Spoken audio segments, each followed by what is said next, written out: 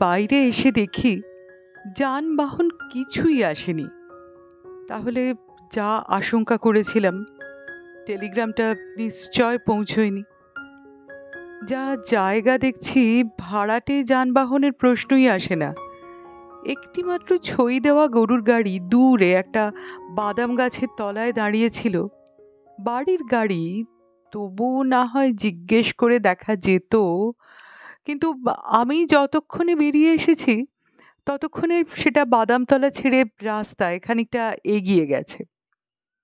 ঝাড়া 3টি ক্রোশ, পাড়া গেঁয়ে কাঁচা রাস্তা। কি করব চিন্তা করছি, এমন সময় গরুর গাড়িটা আরো খানিকটা গিয়ে দাঁড়িয়ে পড়ল এবং একটি চাষা ভুষো গোছের লোক সামনের দিক থেকে নেমে সরাসরি আমার কাছে এসে জানালো যে গিন্নিমা আমায় ডাকছেন।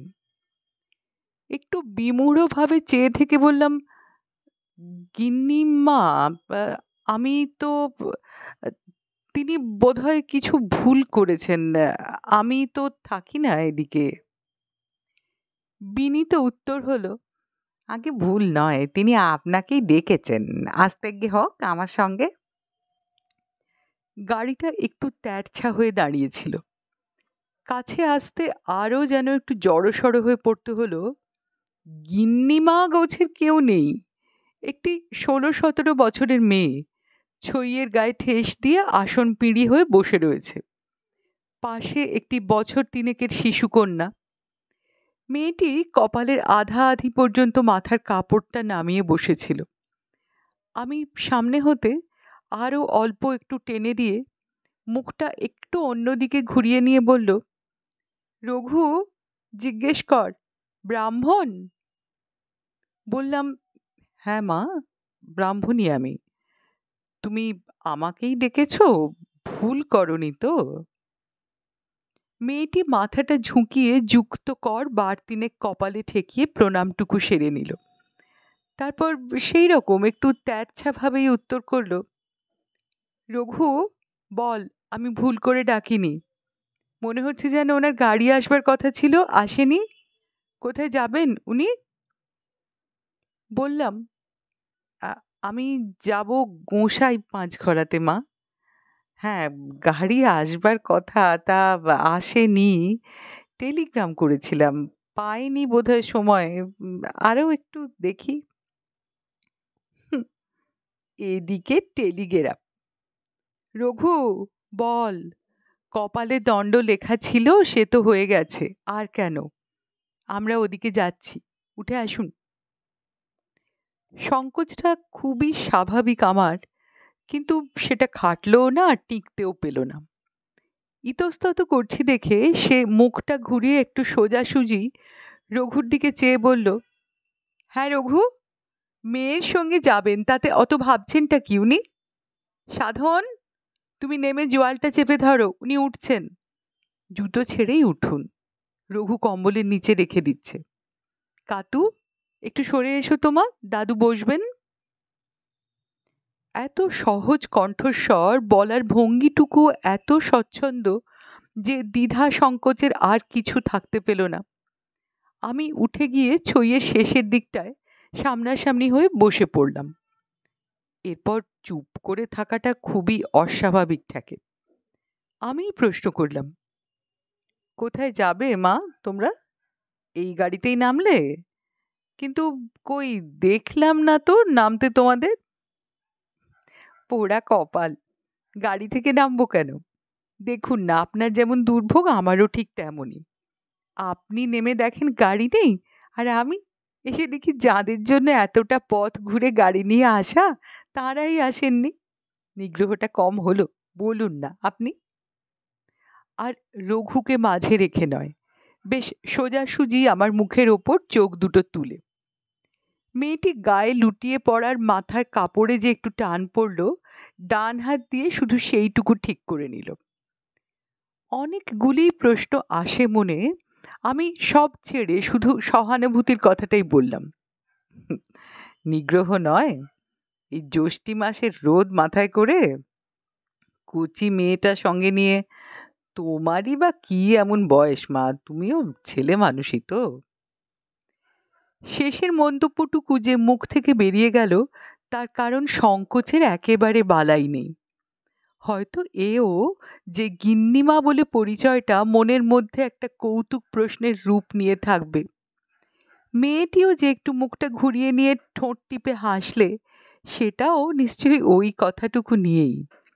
তাতে এই রকমই মনে হলো তার বয়স নিয়ে একটা যেন গভীর রহস্য রয়েছে এবং তা চারিদিকেই বিভ্রম ঘটাচ্ছে। শেষে এই আমিও বাদ গেলাম না। একটু ম্লান হেসেই সে বলল, আমার কথা বাদ দিন, ছেলে মানুষটি থেকে গেলেই তো বাঁচতাম জ্যাঠামশাই, তা পাচ্ছে হতে কই। ও প্রসঙ্গ ওইখানেই শেষ করে দিয়ে মুখটি আবার গম্ভীর করে নিল। বলল, আমি খোকার কথাও ধরিনে, তার কি বয়স, সে কি বোঝে বলুন। মা অন্তঃপ্রাণ, তা এখন যা নতুন হুজুগে মেতে রয়েছে তাতে মায়ের প্রাণটা ধরে আছে কি না আছে তা কি আর মনে থাকে? কোনো কালেই কারুর মনে থাকেনি, তো ওর দোষ কি বলুন। কিন্তু তোমরা তো অতগুলো বিজ্ঞ মানুষ রয়েছ, অন্তত ভাবো তো নিজেদের খুব বিজ্ঞ। তা যখন দেখলে এই গাড়িতে পাঠাতে পারলে না, তখন একটা লোক দিয়ে বলে পাঠাতে হয় তো। জানো এই রকম ব্যবস্থা রয়েছে, একটা মানুষ হন্তদন্ত হয়ে স্টেশনে ছুটে আসবে, তার মনের অবস্থাটা তো বোঝা উচিত। কি রকম খোকা বিজ্ঞ মানুষই বা কারা, কিছুই আমি আন্দাজ করতে পারছি না। এ অবস্থায় কি বা মন্তব্য করি। আমি অনির্দিষ্টভাবেই বললাম, হুম, ভুল হয়েছে বই কি। ভুল নয় জ্যাঠামশাই, এ আপনি লিখে রাখুন, এ ইচ্ছে করে আটকে রাখা। উম, ও ও তাহলে তো খুবই অন্যায়। অন্যায় এই প্রথম নাকি? একটি একটি করে যদি ফিরিস্তি ধরে দিই তো দেখবেন একখানি মহাভারত। আসল কথা, এনারা কুটুম কুটুম করে যতই নাচুন, কুটুম ভালো হয়নি। ভালো কুটুমের এই ব্যবহার, বলুন না জ্যাঠামশাই। বললাম, তা বেয়াক্কেলে কেলেপনা বই কি। হুম, তা আমিও হটবার পাত্রী নই। স্টেশনে বসিয়ে রেখে এলাম, ঘন্টাখানেক পরেই ওদিককার গাড়ি আসছে, যান গিয়ে নিয়ে আসুন। ছেলে আমি আটকে রাখতে দেবো না। এদের বাবা বলে নতুন কুটুম, গিয়ে তাদের সঙ্গে এই নিয়ে বচসা করব। তা আমি বললাম, বচসাই বা করতে যাবে কেন খামোকা? সেবার অষ্টমঙ্গলের সময় অমন বিঘ্নিটা হয়ে গেল। এবার একবার মা মঙ্গলচণ্ডীর তলাটা না দেখিয়ে বেটা বউ আমি ঘরে তুলবো না, এই কথাটাতে ওনারা জানেন। পই পই করে লিখে দিয়েছি, নিজের হাতে লিখেছি আমি। গাড়ি নিয়ে আসবো, স্টেশনে ওদের নামিয়ে ওদিক থেকে ওদিকেই ওই রৈনিতে চলে যাব, ভোগ রেঁধে মায়ের পুজো দিয়ে বাড়ি ফিরবো। তাই এসে দেখি না ছেলে বউ, না একটা লোক যে বুঝতে পারি ব্যাপারখানা কি। ঘন্টাখানেকের মধ্যেই গাড়ি দুটো স্টেশন দূরও নয়, বসিয়ে রেখে চলে এলাম। এর মধ্যে বচসার তো আমি কিছু দেখছি না। তবে হ্যাঁ, আমি থাকলে ওরই মধ্যে দুটো কথা শুনিয়ে আসতুম। তা তুমি যা মানুষ পারবেও না, তার দরকারও নেই।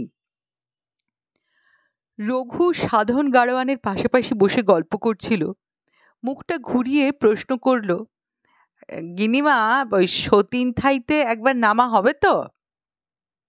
ও মা, নামতে হবে না? তুমি সব জেনে শুনে এমন এক একটা বোকার মতো কথা বলে দাও বাছা। সতীন খাইয়ের ঢিবিতে আগে একবার মাথা না ঠেকিয়ে রইনিতে গেলে মা পুজোই নেন না বলে সবাই।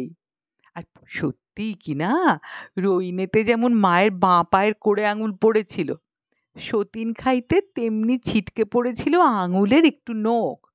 তা নখ বলে তো তুচ্ছ তাচ্ছিল্য করা যায় না। সতী দেহের কত বড় অমর্যাদা হলো তাতে ভেবে দেখো না। আর হ্যাঁ, রঘু হঠাৎ খিলখিল করে হেসে উঠে একটু অপ্রতিভ হয়ে মুখটা ঘুরিয়ে নিল।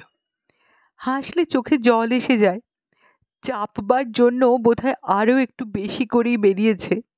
মুছে নিয়ে বলল, বলি, হ্যাঁ রঘু, তোমার তো জানা উচিত বাছা, এদিককার লোক তুমি, তারপর বয়সও হয়েছে।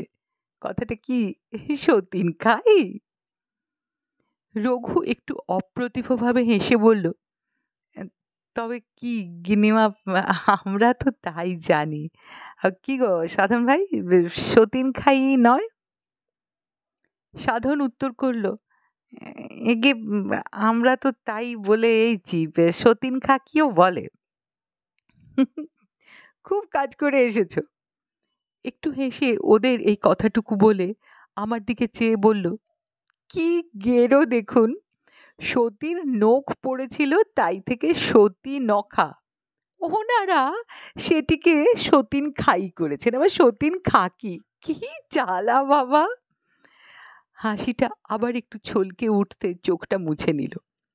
তারপর আবার সেই ভারিক্কি গিন্নি, তা সতীন খাই হোক আর সতীন খাকি হোক, তুমি একটু চালিয়ে চলো সাধন, রইনেতে পৌঁছতে যার নাম দুপুর। ভাবছি সতীনখার দুধ পুকুরে চানটুকুও সেরে নেব, যাতে সেখানে গিয়েই ভোগটা চড়িয়ে দিতে পারি। অর্জুন আর ঝিকে তো বলাই আছে, তারা সোজা পথে ওদিক দিয়ে গিয়ে সব ব্যবস্থা করে রাখবে। এদিকে তোমার কর্তাবাবুর গাড়ি ঘন্টা তিনেক পরেই, রইনেতে তাড়াতাড়ি পৌঁছে আবার গাড়িটা ফেরত দিতে হবে ওনাদেরকে নিয়ে আসতে। চলো চালিয়ে চলো। আমি খুব অন্যমনস্ক হয়ে পড়েছি। সমস্যাটা যেভাবে উদয় হয়েছিল, এদিককার পরিচয় আরো পরিষ্কার হয়ে যাওয়ার কথা, কিন্তু তা না হয়ে আরো যেন জটিল হয়ে উঠেছে। এদিকে যতক্ষণ রঘু আর সাধনের সাথে কথা কইছিল, ততক্ষণে আমি আরো ভালো করে এই মেয়েটিকে দেখলাম। একটু তফাৎ থেকে ছইয়ের মধ্যে তখন একটু রোগা ছিপছিপে মনে হয়েছিল, আসলে কিন্তু তা নয়, বরং শরীরটা অল্প একটু ভারীর দিকেই। গয়নাগাঁটিরও একটু বাহুল্য আছে, আর ভারী ভারী সব গয়না।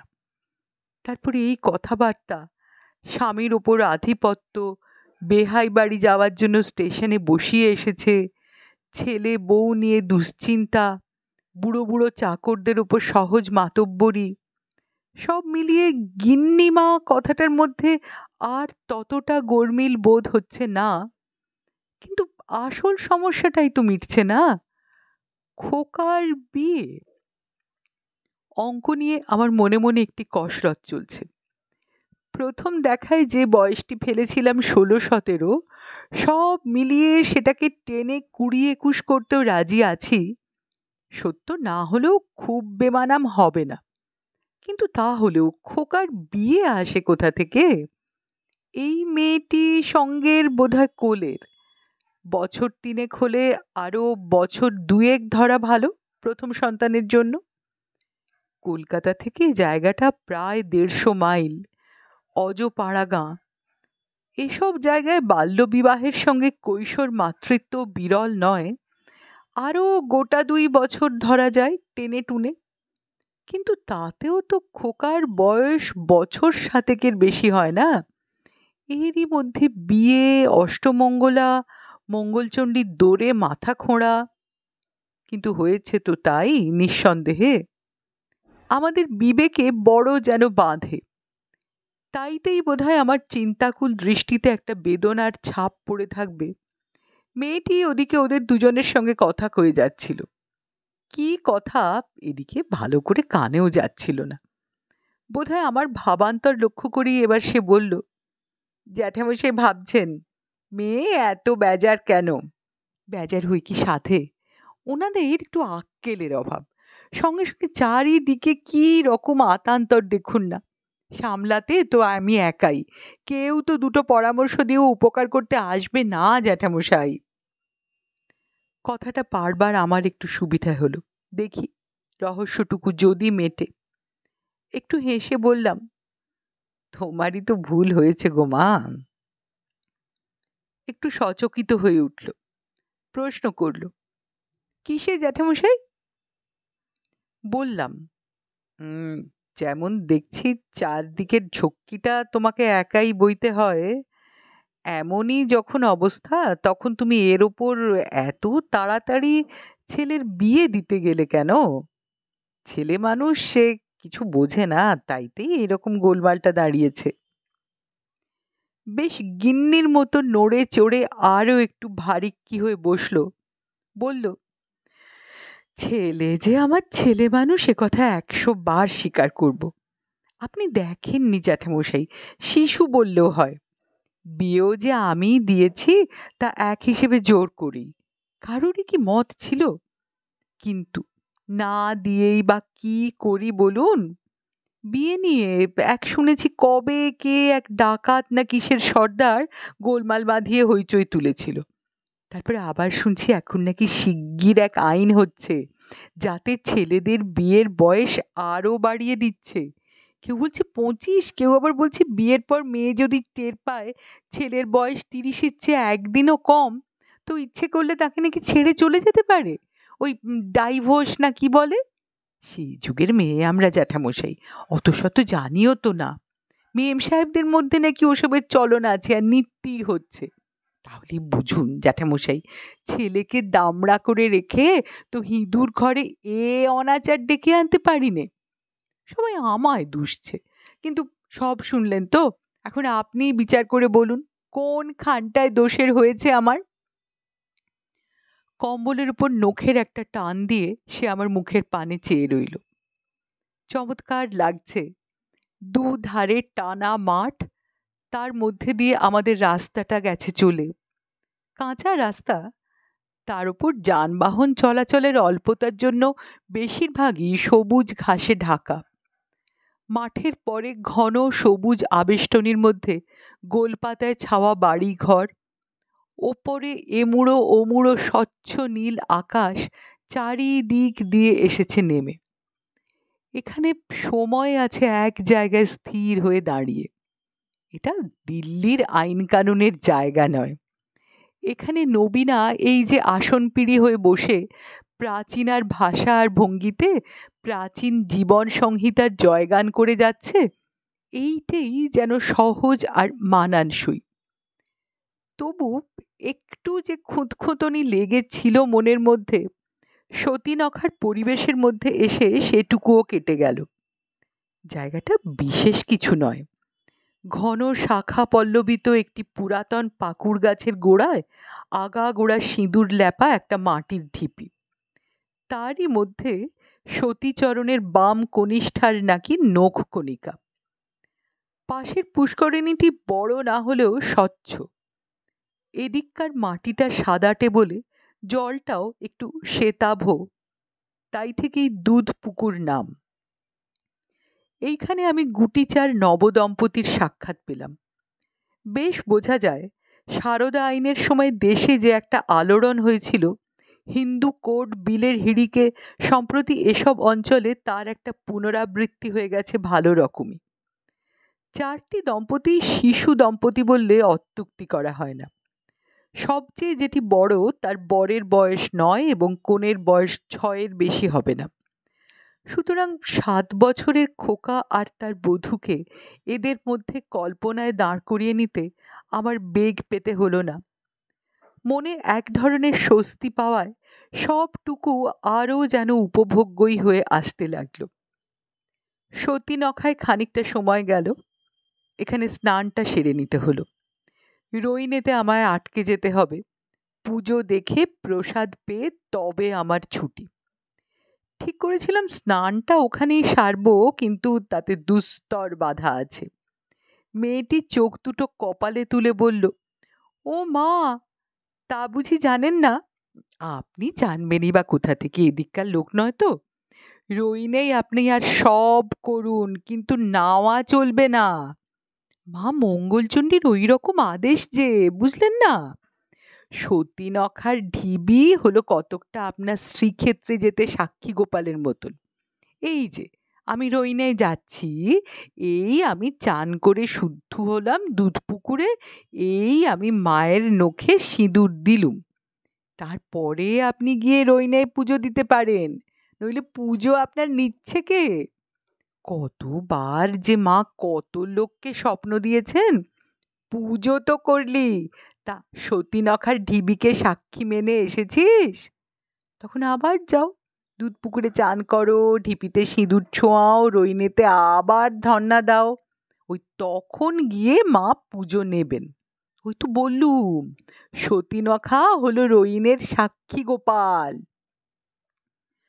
কিরকম একটা কৌতূহল হতে আমি জিজ্ঞেস করলাম, মা তুমি ওদিকটা হয়ে এসেছো, মানে শ্রীক্ষেত্রের কথা বলছি। হ্যাঁ, হয়ে এসেছি বই কি। দেখুন, জীবন হচ্ছে পদ্মপত্রে জলবিন্দু, গড়িয়ে পড়লেই হলো। তার উপর আবার অম্বুলে রুগী, কবে আছে কবে নেই, তীর্থগুলো সব একবার করে সেরে রেখেছে। সংসারে যতদিন মুখ গুঁজরে পড়ে থাকতে হবে তা তো হবেই, ছাড়ার নেই তো। তবু ভেবে দেখুন, ওদিককার পথটা তো খোলা থাক, একবার করে বুড়ি ছোঁয়া করে এসেছে, তারপর অদৃষ্টে থাকে, ওদের দয়া হয়, আবার তখন যাবে। পাকুড় গাছ তলায় জায়গা পরিষ্কার করে খেতে দেওয়া হয়েছে কলা পাতায়, চিঁড়ে, দই, আম, ঘরে তৈরি কাঁচা গোল্লা, আমাতে কাতুতে এক জায়গায়, একটু তফাতে রঘু আর সাধন। ওদের গিন্নিমা পরিবেশন সেরে একধারে বসে সতীনখা আর রইনের পুরাণ শুনিয়ে যাচ্ছে। সে অবশ্য খেলে না কিছু। প্রশ্নটা করতে একটু শিউরে উঠে আমার অপরিসীম অজ্ঞতায় প্রশ্রয়ের হাসি হেসে বলল, ও মা, আমায় যে মায়ের ভোগ রাঁধতে হবে জ্যাঠামশাই। শুধু আজ নয়, আমার কাল থেকে উপোস। ভোগ মুখে দিয়ে পারণ, তার আগে জলবিন্দু নয়। দেখতেই যেন কিছু না, এখানে একটা সিঁদুর মাখানো মাটির ঢিবি, ওখানেও বলতে গেলে তাই। কিন্তু পুজো যে বড্ড কঠিন জ্যাঠামশাই, একটু এদিক ওদিক হলেই স্বপ্ন। অষ্টমঙ্গলার পর অমন বিঘ্নিটা হয়ে গেল, বলেছি বুক চিরে রক্ত দিয়ে আসবো মা স্থানে গিয়ে, অপরাধ নিও না মা। এখন আশীর্বাদ করুন, যেন মুখ রাখেন মা। এখান থেকে রইনে বেশি দূর নয়, আধ ক্রোশটাক পথ। এইটুকু পথ সমস্ত অন্তর দিয়ে রসটুকুকে নিংড়ে নিতে নিতে চলেছি। একটি নূতন সংসার আমার, পথে পেয়ে পথেই হারাতে হবে বলে মনটি পাওয়ার সুখের সঙ্গে বিচ্ছেদের বেদনায় আতুর হয়ে উঠেছে। তাই কি সে আমায় এমন নিঃশেষভাবে আমার পূর্বজীবন থেকে এই জীবনে টেনে নিয়েছে যে সমাজ অঙ্গে কোথায় কি ত্রুটি হচ্ছে তা নিয়ে আমার মন আর মোটেই দ্বিধাগ্রস্ত নয়। নাতনি কাতুর সঙ্গে আমার খুব ভাব হয়ে গেছে। এবার কিশোর দম্পতি বেশে আমার নাতি নাতবউকে দেখব, তার জন্য আমার মনটা যে শুধু প্রস্তুত তাই নয়, কতকটা যেন উদ্গ্রীব হয়ে উঠেছে। এখন এই ভয় হচ্ছে, যদি কোনো কারণে তারা নাই এসে পড়তে পারে। না, মা মঙ্গলচণ্ডী আমায় অতটা নিরাশ করবেন না। তবে যাক, ওটা নৈরাশ্য কি স্বস্তি কি সব মিলিয়ে অন্য কিছু, তা যখন ঠিকভাবে বুঝতেই পারা গেল না, তখন যা হলো তাই বলে দিয়ে খালাস হই। রইনে যাত্রীদের থাকবার জন্য কিছু মেটে ঘর আছে। একটু আড়াল থেকে আমাদের গাড়িটার সামনের দিকে এগিয়ে আসতে একটি যুবক যেন অপেক্ষাই করছিল, উল্লসিতভাবে দাওয়া থেকে একরকম লাফিয়েই ছুটে এলো, গিন্নিমা এসে গেলে। সঙ্গে সঙ্গে একটা সাড়া পড়ে গেল। ঘরের মধ্যে থেকে জন তিনেক লোক কলরব করতে করতে বেরিয়ে এলো। কাতু গাড়ির ওপর থেকে দাদা বলে তার বুকের ওপর পড়লো ঝাঁপিয়ে। খোকা তুই, বলে ওদের মা অবাক অনড় হয়ে একটু চেয়ে রইল, তারপর উল্লসিতভাবে তাড়াতাড়ি নামতে নামতে বলল, তুই কখন এসে বসে আছিস খোকা? বেয়াই বেয়া না বেয়াক্কেল এক নম্বরে পাঠালো না ভেবে আমি তো কর্তাকে তাড়াতাড়ি পাঠিয়ে দিলুম। ছেলেটি কিছু উত্তর দিল না, শুধু মুঠি দুটো চেপে একটা যেন দুষ্টুমির হাসিতে দুলে দুলে উঠতে লাগলো। মেয়েটি একটু চেয়েই রইল, বোঝবার চেষ্টা করছে, তারপর তার চোখ দুটো উজ্জ্বল হয়ে উঠল। তাতে কৌতুক আছে, মায়ের প্রশ্রয় আছে, তার সঙ্গে যেন টেনে আনা রাগ অভিমানও আছে মায়ের। বলল, হ্যাঁ রে খোকা, এখনো তোর সেই ছেলে মানুষই লুকোচুরি গেল না কি না, এলো না মনে করে এসে দেখবো আগেই কখন এসে বসে আছে ছেলে। কি দুর্ভাবনার ঝড় যে বয়ে যায় মাথার উপর দিয়ে, একবার ভেবে দেখিস না তো। তবু হাসির ছোঁয়াচ লেগে হাসি আবার ফিরে আসছিল, কিন্তু মাঝপথে হঠাৎ যেন মিলিয়ে গিয়ে আতঙ্ক ফুটে। তা হ্যাঁ রে, বৌমা পাঠালো না তাকে? এদিকে আমি ছেলেটিকে অবাক হয়ে দেখছি। কম করে ধরলেও বছর 17-র নিচে বয়স নয়। বেশ সবল, সুস্থ, অজপাড়াগাঁয়ের অবস্থাপন্ন ঘরের ছেলে দূর শহরে পড়তে গেলে যে একটা অর্ধস্বচ্ছ চাকচিক্য আসে দেহে পরিচ্ছদে, সেটা সুস্পষ্ট। প্রকৃতিটা চঞ্চল, একটু কৌতুক প্রবণতা যেন ছলকে ছলকে উঠছে। বোনকে বুকে চেপে ধরে সে বলল, পাঠাবে না? কার হুকুম সেটা দেখতে হবে না, গড্ডানের ভয় নেই। আচ্ছা আচ্ছা, হয়েছে, হুকুম তো সবাই মেনে রাজা করেছেন আমায়। তা কই সে কই? একটি বছর 13-14-র চেরি পড়া মেয়ে আধ ঘোমটা দিয়ে চৌকাঠের কাছে বেরিয়ে দাঁড়িয়েছিল। ছেলেটি সেই দিকে চেয়ে বলল, ওই যে একটা জড়ো ভরত কাপড়ের পুঁটলি বউ করেছ, ওই তো, যতটুকু ক্ষমতা আছে ওই দেখো বেরিয়ে এসেছে। বধূটি ওরই মধ্যে একটু ত্বরান্বিত হয়ে নেমে এলো, সামনে একটু থমকে দাঁড়িয়ে হেঁট হয়ে পায়ের ধুলো নিয়ে বুকে জিভে ঠেকালো। দেখা দেখি ছেলেটিও বোনকে নামিয়ে হেঁট হতে হতে বলল, এই দেখো, আমার বাপু মনেই ছিল না, এত ফুর্তি হচ্ছে কদিন পরে তোমায় দেখে গিন্নিমা। হয়েছে হয়েছে, না ওর তো মোটেই ফুর্তি হয়নি। কি গো ভালো মানুষের মেয়ে, তুমি বলো না।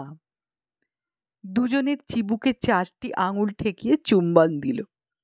ছেলেটি শিউরে উঠল, বলল, ওর ফুর্তি ও শাশুড়ির হাঁক ডাকের কথা শুনেই অর্ধেক হয়ে গেছে। হো হো করে হেসে উঠল, সঙ্গে আরও সবাই। বধূটি একটু গুটিয়ে গিয়ে ঘাড়টা ঘুরিয়ে নিল। মেয়েটি ঘুরে ছইয়ের দিকে চেয়ে বলল, শুনুন জ্যাঠামশাই, আপনার নাতির কথা শুনুন। সঙ্গে সঙ্গে চকিত হয়ে উঠে বলল, আহা দেখো, ভুলেই গেছলুম। হ্যাঁ রে, তোদের নতুন দাদু খোকা, কি চমৎকার যে মানুষ। নেমে আসুন না জ্যাঠামশাই, পায়ের ধুলো নিক ব্রাহ্মণের। পাছে বাধা পায়ে আমি ইচ্ছে করেই পিছনে ছইয়ের দেয়াল ঘেঁষে একটু আড়াল হয়ে বসেছিলুম। না, আর বয়সটা ঠেলে 20-21 করবার দরকার নেই। সত্যি 16-17 বছরের একটি মা আর তার 17-18 বছরের ছেলে। হাসি মুখেই নেমে এলাম নিচে, কিন্তু কিসে যে আমার মনটা ছলছল করছে, হাসিতে কি অশ্রুতে, তা ঠিক বুঝতে পারছি না।